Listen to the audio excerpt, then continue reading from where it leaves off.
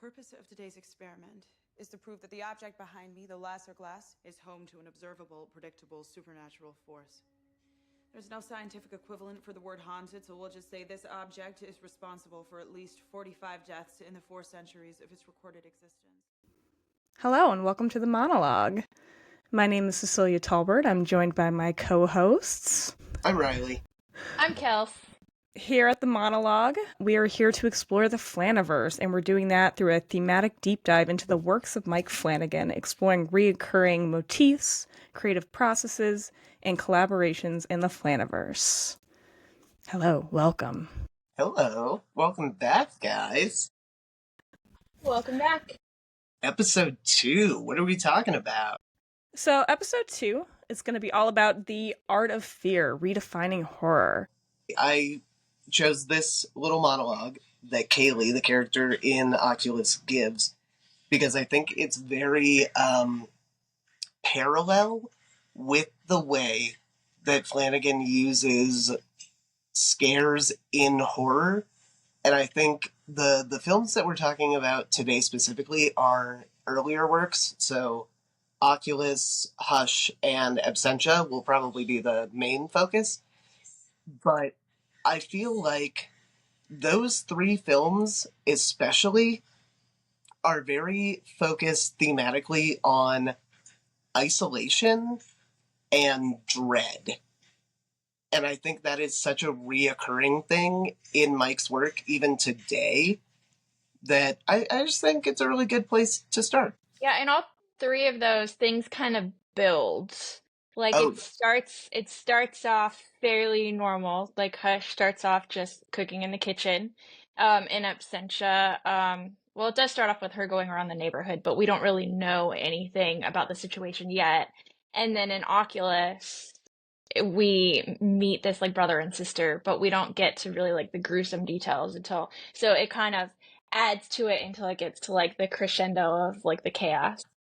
Oh, mystery. That's really the I think theme that I was missing as well, is there's a very good mystery built in a lot of these, and a lot of it is unanswered by the end of the film. So I think there's a lot of ambiguity in the horror as well. And actually, what I would like to do before we like go on into talking about those movies, I just want to know, because we're all very familiar with Mike Flanagan's work. What is like one scare in any of his shows or films that has like stuck with you the absolute most? I've got one. You've got one? You can go ahead while All right. Cecilia thinks. The I think gnarliest scare is actually from Oculus, so it's fitting that we're talking about that today. The scene with the apple where Kaylee's walking around the house and she's snacking on an apple, and the mirror, it's been established, messes with your mind, and so she thinks that she's biting into the apple, but then it's like suddenly she's bitten into the light bulb. And the first time that I saw that, I was like, oh my god, that's like, oh, that just creeped me out so much. Yeah, especially as someone with like teeth trauma, that's very upsetting. Teeth trauma is like a big thing in like nightmares and stuff like that. So everybody has like a visceral reaction to that. Oh yeah. I'm trying to think of like what my most memorable is. I think it's everything. I think it may be just because I've been recently rewatching Haunting of Hill House, but like everything with Nell. Like, yeah, there's this thing that Mike Flanagan does repeatedly, where like it'll be a face that like morphs, and that stuff always gets me. So like even that first episode where his name just escaped my head, the older brother comes back, Steven, and he turns around and she's there. Yeah, watching back for Hill House, just all the ghosties that you don't see in your first time, that always gets me a lot. It's just so creepy. Oh, yeah, I love that, because there is it like lingers in the background and you almost don't know why you feel so uneasy. Yeah. It just adds like an extra sense of dread, because whenever there's one scene. I think it's like Shirley when she's like walking and she's about to go outside and then Nell's gonna follow her outside. There's like a ghost that's just standing in the window, just staring at you. And it's like Oof. that feeling of uneasiness, just like in Hush, when she like finally like realizes like, oh, the door's open and she Oh. sees the masked man just kind of standing there. Like the thought of someone watching you when you don't know about it is just so creepy. Yeah. I think a lot of it's just the things that you aren't seeing. Like if you were those characters in that position, it once you finally realize that is so terrifying. Just how long has this been going on without my knowledge? Also, if anyone is interested, mine is in Doctor yes. Sleep. And it's I guess, is it a dream sequence that Danny has that the woman that he's like hooking up with in the beginning, Yeah. then it's a dream. Yeah, you see like her and the little boy. Speaking of the like face morphing, and like they are clearly very dead, and it's more of like this lingering thought that Dan is haunted by that's like, well, what if when I left, that is what happened? And I think there's just a lot of tension and a lot of dread that is in these works. Speaking of dread, from a literary perspective, it's called dramatic irony. So it's when the audience knows something that the character doesn't. And like Flaniverse things are just filled with dramatic irony. There's so many times where a character won't notice something, but we as the audience will, and we'll be like, oh no, like look out, or like, oh no. But then the character doesn't realize it, and then they walk right into it. I think that, The Haunting of Hill House, that first episode, sets that up so incredibly well because we know what has happened to Nell at that point. So when you see Steven interacting with this ghost, it's just that much more frightening because you know that she has passed, but you don't know what these intentions are and you don't know what's going to happen. Yeah, there is that. That's such a good scare when he comes back and she's in there, and like even the audience, you don't know yet because the last thing we saw of Nell was she answered the phone call from her dad, and then Steven picks up the phone and his dad goes, Nell is dead, and as an audience you go, what? Oh, and then you see her face and the Like she turns gray and the mouth, ooh, and the eyes. Yeah, it's so good. God, I would hate to be Victoria Pedretti in that show because I feel like half the time she's just covered in like creepy corpse makeup. But it was an iconic part, so you gotta do what you gotta do. Oh yeah, and she does. Yeah, I think one of the other really strong suits with all these movies for the most part, which I think speaks to the suspense that Flanagan's able to build, is that most of these are pretty much like one location movies. Like there's a little bit of variety here and there, but for the most part, they take place in one location, and that's so hard. Oh yeah. Oh, actually, okay, so that is a pretty good segue into, you guys want to go all the way back and talk about Absentia, which was made basically in an apartment building and a tunnel? That's the first thing I was thinking. Like in Absentia, the one location is out of necessity, but then it works really well. And so then in Hush and in Oculus, we get the same thing. Yeah, it's a lot for very limited space. Which that tunnel is actually, it's still there. Like it wasn't created for the movie, it just exists. Have either of you guys been to it? No, I have not. But I could probably I could drive there. It's in Glendale. I just made my way over there. I drove by it. I mean, obviously I didn't get out and walk it because I didn't want to be like that much of like a weirdo tourist, but I drove by it and it looks creepy in person too. I believe it. You throw Doug Jones in a tunnel, that is a recipe for horror. Yeah, I think it also speaks so much to human nature. We all have things in our lives, both as kids and adults, that are just so mundane, but your brain just spins them into something terrifying. We all have irrational fears. I think there is something very terrifying about tunnels where it's claustrophobic and you're underground. So the idea that there might be something in there is a very common phobia. That kind of sums up the whole idea of Absentia also, because it's more about what you don't see. It's like your brain is conjuring up these things, but you don't actually see it. So it's almost scarier because you can imagine something way more terrifying than anything that they could have like created for the screen. Oh, absolutely. I think it's like Lovecraftian in that way, that it's almost Yeah. like unthinkable, unimaginable horrors that, if I saw a silverfish monster man, they're like, okay, fine. But if you tell me to imagine that, it's going to be 10 times more fucked up. Similar to like the Jaws effect, right? Where it's like kind of out of necessity. I'm sure Mike Flanagan, I think he had $70,000 to make this, which is not a lot to make a movie. Like, you can't really show the monster. Like Jaws, the monster wouldn't work. So it actually ends up more terrifying, the fact that you can't see it. Yeah, I mean, it was out of necessity, but it worked really well. It makes me think of I'm probably gonna butcher this. Is it like trypophobia? Trypophobia, where people are afraid The holes. of holes and stuff like that, and it's Oh, yeah, not the holes themselves, it's like the fear of what might be inside of them. So that's like a really common, I see like probably more trigger warnings for that on social media than I do for anything else. So the yeah. concept of like a horror movie where you don't see something but you know something is terrifying, that kind of ties into that as well.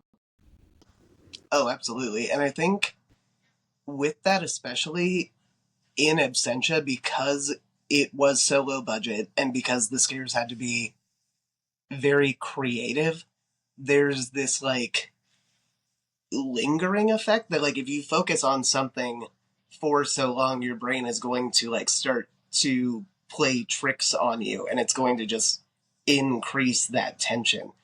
And I think that's been something featured very heavily in all of Mike's stuff. I mean, obviously there are jump scares. There are a couple in Absentia that I think are done really well that still get me every time. But it is Yeah, very Mike refreshing to Flanagan. not rely on that. Yeah, Mike Flanagan just does ghosts like supremely well.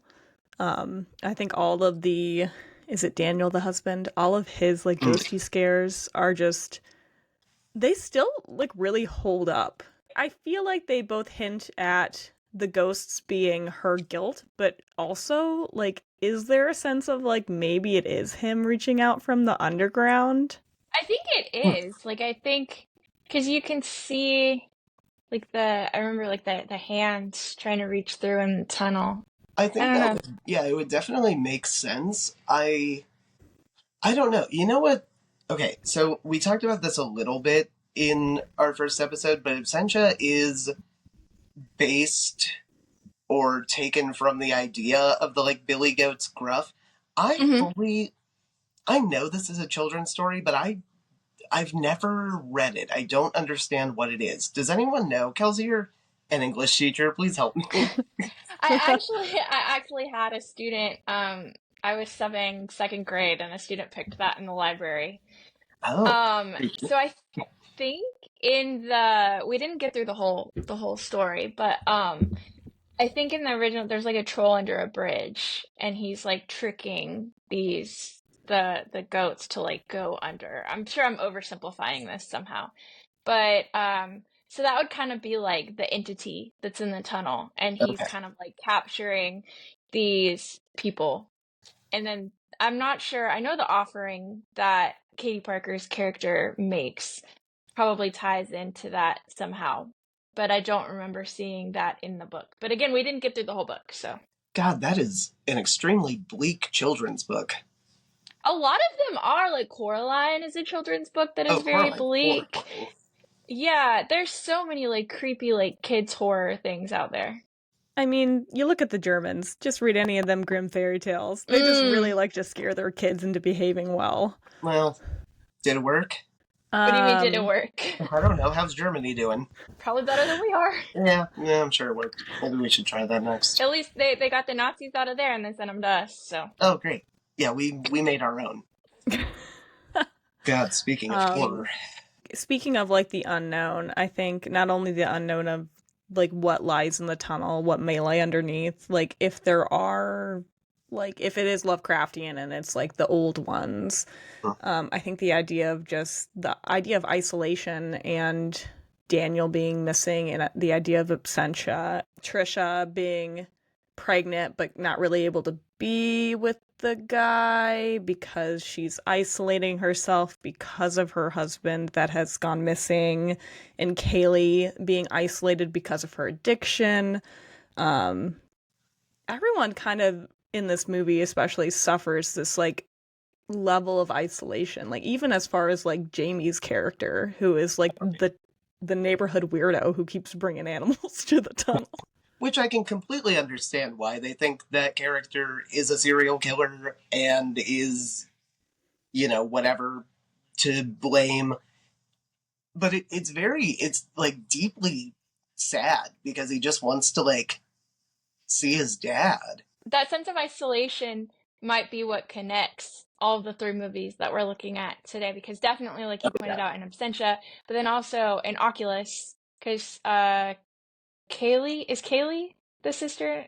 Yeah. Kaylee is isolated in that she's like so obsessed with finding out the history of this mirror. And then the brother was in jail, and so he's isolated there. And then in Hush, like Maddie is like literally isolated in the middle of nowhere, and she's deaf and mute, and so she can't communicate in the same way that other characters can. Well, and even with her character, what I find very interesting is she's also choosing to isolate herself. Like with Oculus and with Absentia, the main characters in that have basically had something happen to them that has put them in this predicament. Like Tim especially is, if you have seen Oculus, is manipulated so badly by the laser glass that like he's a kid. He did not choose to have this and then was isolated because he is incarcerated. I just find that very interesting. And I also think the biggest difference between Absentia and Oculus compared to Hush is the tone of the ending. And I think you can definitely see when Mike and Kate start collaborating with each other more, things begin to get a lot more optimistic in these endings. Goes from being very bleak, there's almost no hope. Although I think there might be something in Absentia that I can't tell if it's like a fool's hope. There is something, especially about like the more recent like Mike Flanagan endings, they're just very bittersweet. Like, yes, you're kind of emotionally wrecked, but there is like an element of hope to cling on to. I think that's something that horror needs more of, because I don't know, there's just, it doesn't feel as fulfilling without like empathy and hope. And I feel like that's just something that the horror community has a lot of, and it's nice to see reflected in that work. But there is sometimes it is nice to, well, not nice is probably not the right word, but sometimes it is entertaining to have that ending where it's like, oh, there's no hope, and then it makes you examine like humanity as a whole, kind of like Stephen King's Revival.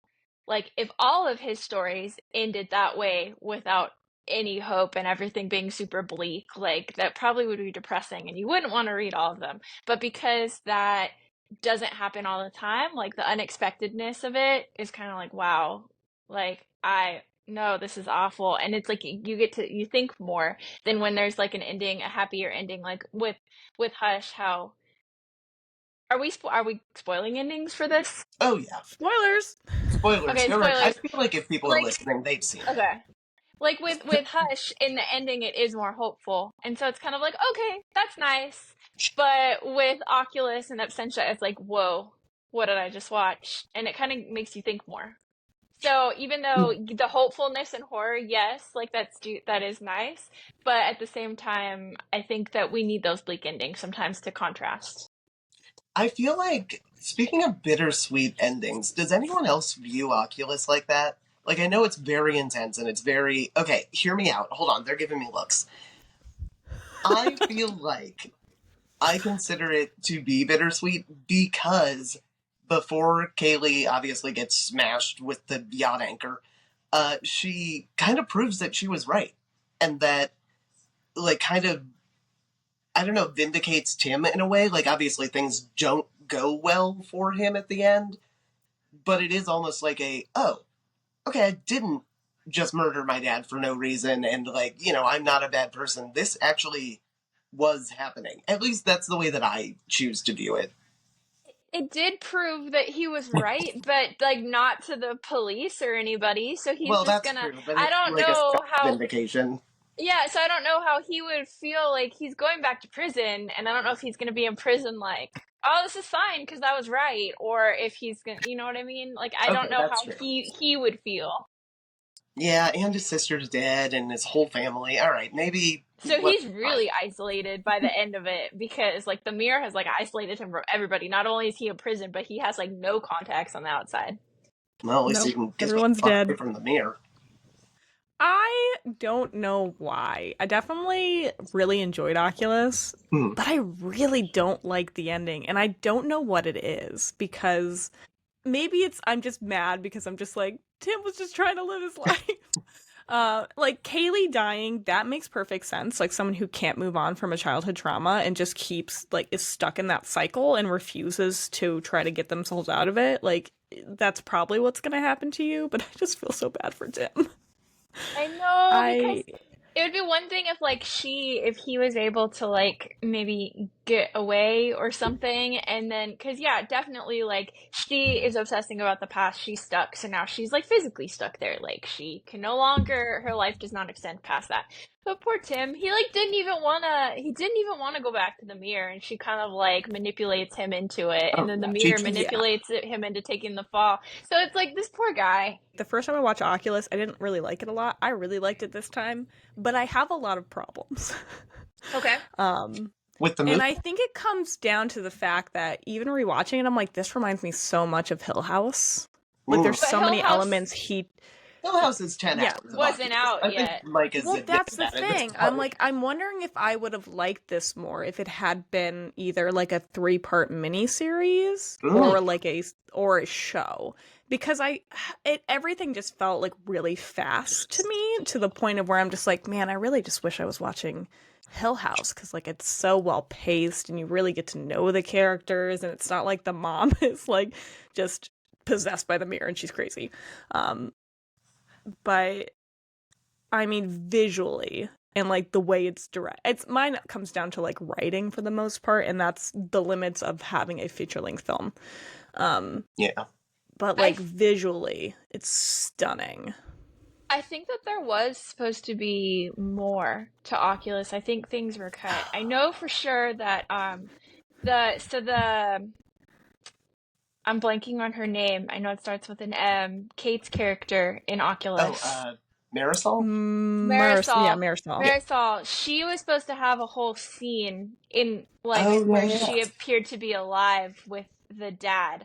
And I know that was cut. So it makes me wonder, were there other things that were cut that kind of gave the character's backstory? So I agree with you that as like a mini series or something, I feel like we would have gotten more depth to the characters. Like you're limited when it's a movie because it can only be so long. Have either of you watched the Oculus short film? I No. really like it.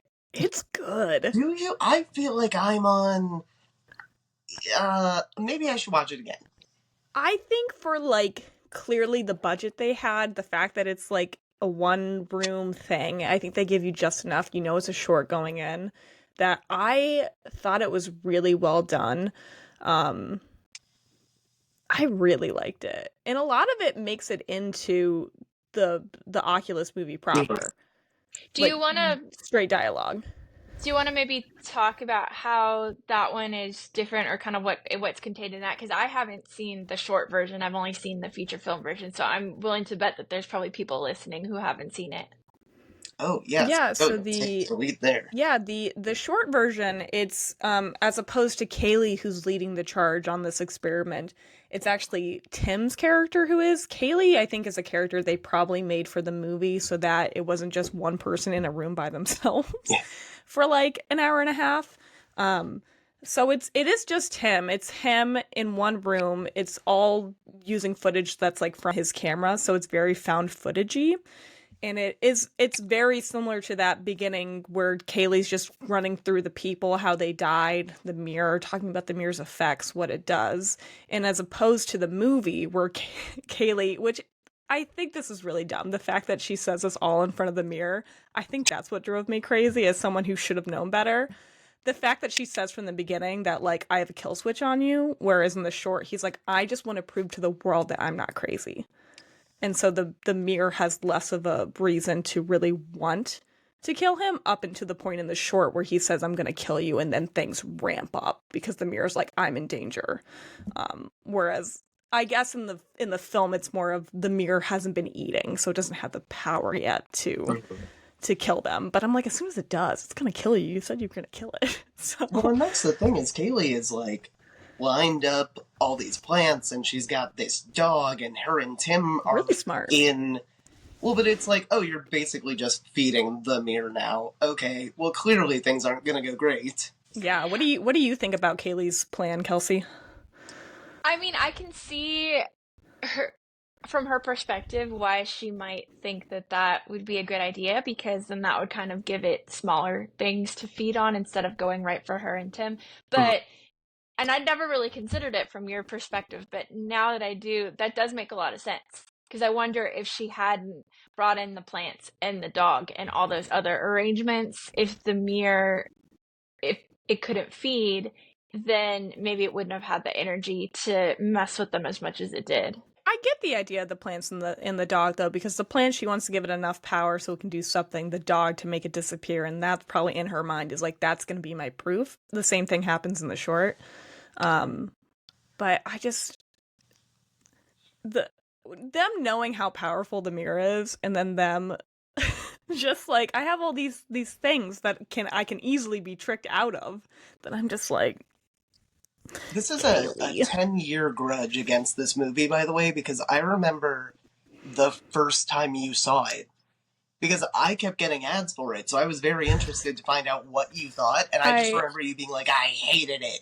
I definitely think my opinion on it has changed. I think my qualms with Kaylee as a character haven't changed much, but I definitely see her different now as someone who's clearly dealing with trauma and thinks they're doing something that's incredibly smart, but no, not really. You know what's really interesting that I just realized? It's Absentia and Oculus are kind of mirroring each other in that way, because Kaylee like refuses to let go of this trauma, and then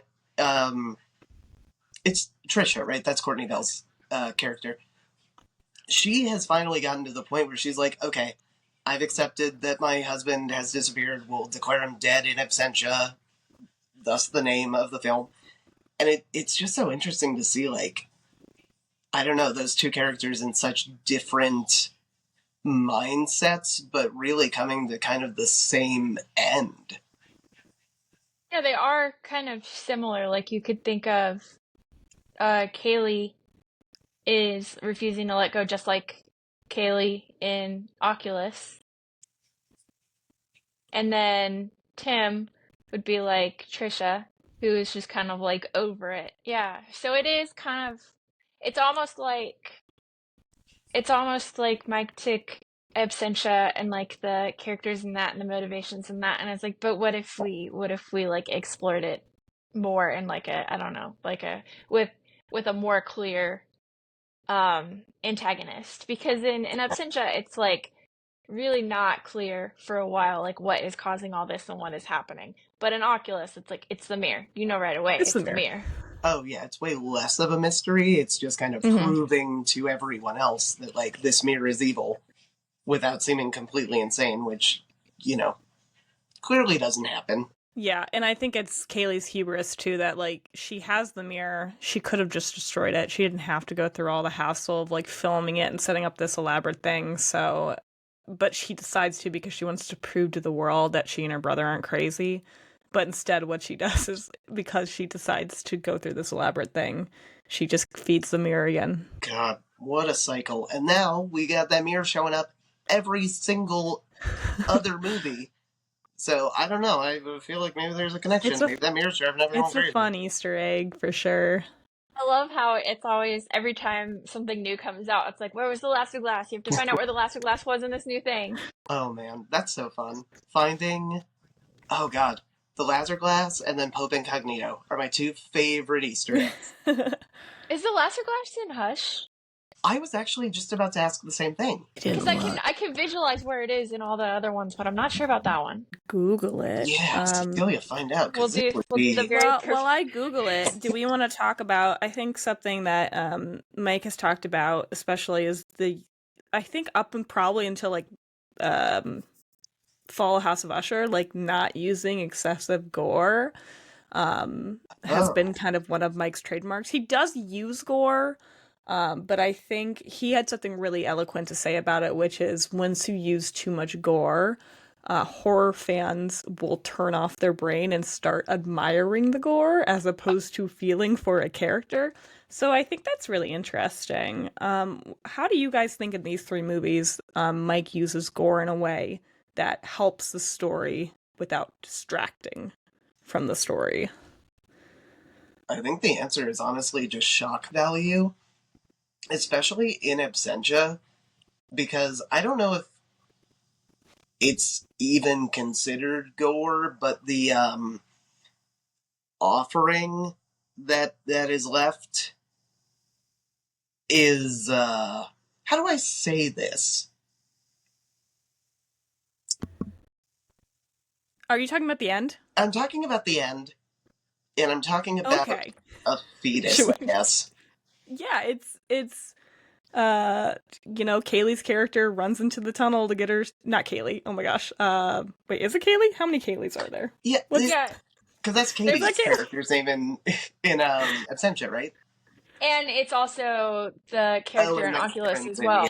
Okay, I've noticed it's the same names a lot of the time. The name Kaylee just keeps popping up. I don't know what it is about, if there's a thing with Kaylee. You know what? I want to ask Mike if there's a thing with Riley's, because that's my name, but that's their last name. And then we've got Riley and Midnight Mass, and I feel like there's gotta be somebody else. And then a lot of Jamies pop up, but I feel like that's pretty easy to figure out. That's sibling. Well, and in Usher, they're Poe characters. So that's where the names come from. And in Hill House, they're either characters from the Shirley Jackson book, or like Shirley is just straight up like using Shirley. Steven's Spielberg, right? That I'm not sure, but that wouldn't surprise me. I think it is. Or check. King. Oh yeah. Oh, it could be. Yeah, either. Sorry, I zoned out. I was reading this thing about the mirror. Apparently, according to this Redditor, the only movies it doesn't appear in are Before I Wake and Hush. Okay, I don't know if this Redditor is correct. That would make sense because Before I Wake, I believe, was filmed before Oculus. It just came out after. Yeah, Before I Wake was in like release hell limbo for a while. Long time. So that would make sense. Because of the studio going bankrupt, That would make sense that it's not in there. And then from a production perspective, maybe it's not in Hush because they shot in Alabama and that was also a fairly low budget movie, and so maybe it just wasn't I feel like it would just be enough to travel it all the way out there. Yeah, it'd just be kind of hard to fit into the aesthetic of Maddie's house too. Because it does just look like a random, house in the middle of the woods, and that just would be very jarring as a decoration. Yeah, which, I mean, it is. Like, it was just someone's house in Alabama that they just moved into to film, so. Well, and I wonder, too, because a lot of Maddie's character is, like, she can't hear, so she does not see this guy walking around the house. If the mirror was there, she could have easily just been like, oh, hey. That guy's in the reflection. That's a good point. There's not. Yeah. Now that I think about it, I don't think there's any mirrors that we see in Hush, because that would take away the dramatic irony. Because she'd be like, "Wait a second." Yeah, she'd just be like, "I can see you. I'm calling the cops." Also, if they're shooting in a real house, it's really hard to shoot with mirrors around. So maybe it was both like, it makes sense for both a story standpoint and a filming standpoint. Because I think they didn't have a lot of time to film Hush either. Like, it was really like really tight, short project. I think it was over the span. Don't quote me, but I think it was over the span of like 2 weeks. I think Oh, maybe wow. less than two I think weeks. so, ish. It was Yeah. fast. That's impressive. But that, speaking of that too, there's really the only things I can think of gore-wise in terms of Hush are the hands. There's always a hand. And The leg. Samantha Williams' character, like her dead body just being like propped up against that window is one of the most horrifying parts of that movie to me. Just the knocking on the window. Oh my god, the limp hand is just, I'm a corpse.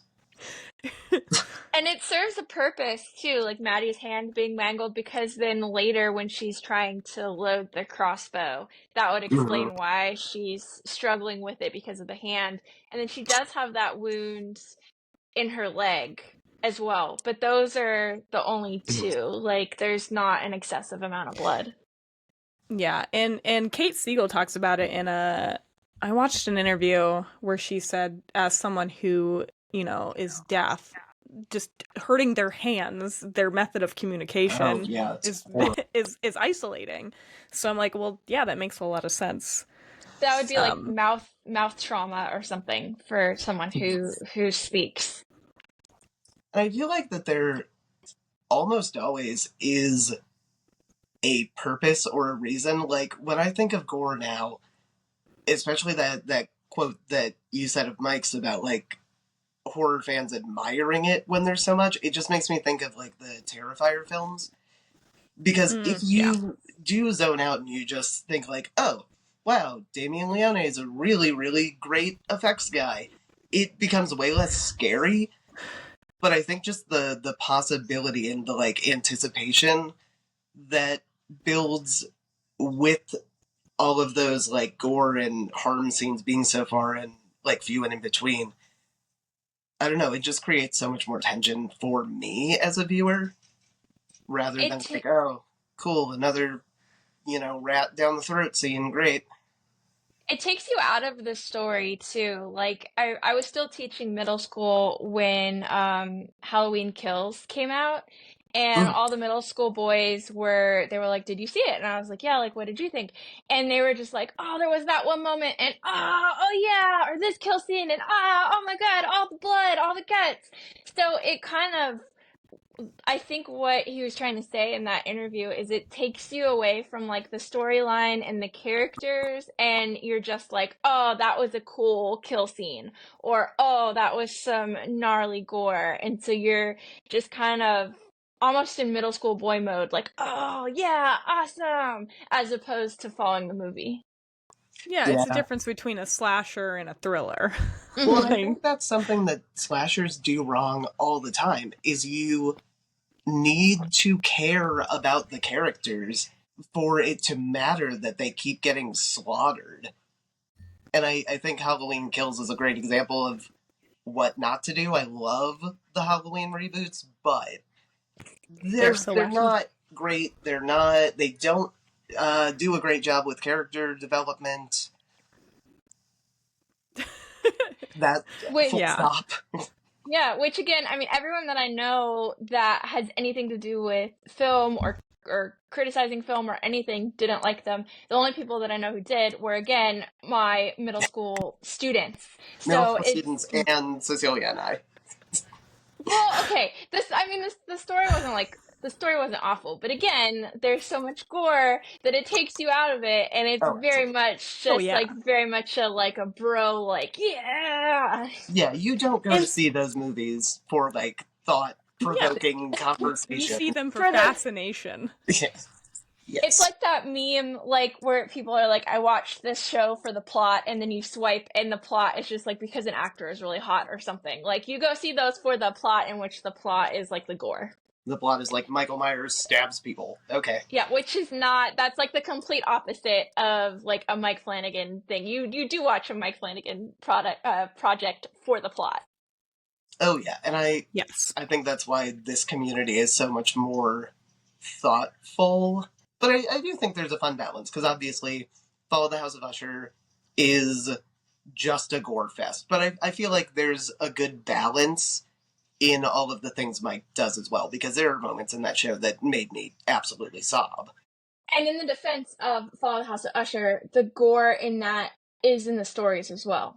Like, the Yes. stories are terrifying and bloody and gory. So a lot of that was the source material. So it wasn't like when people were like, oh my god, like he's showing that he hates cats because of like the black cat episode. And it's like, that's in the story. It's Poe like, pick wrote up a Yeah. book. that.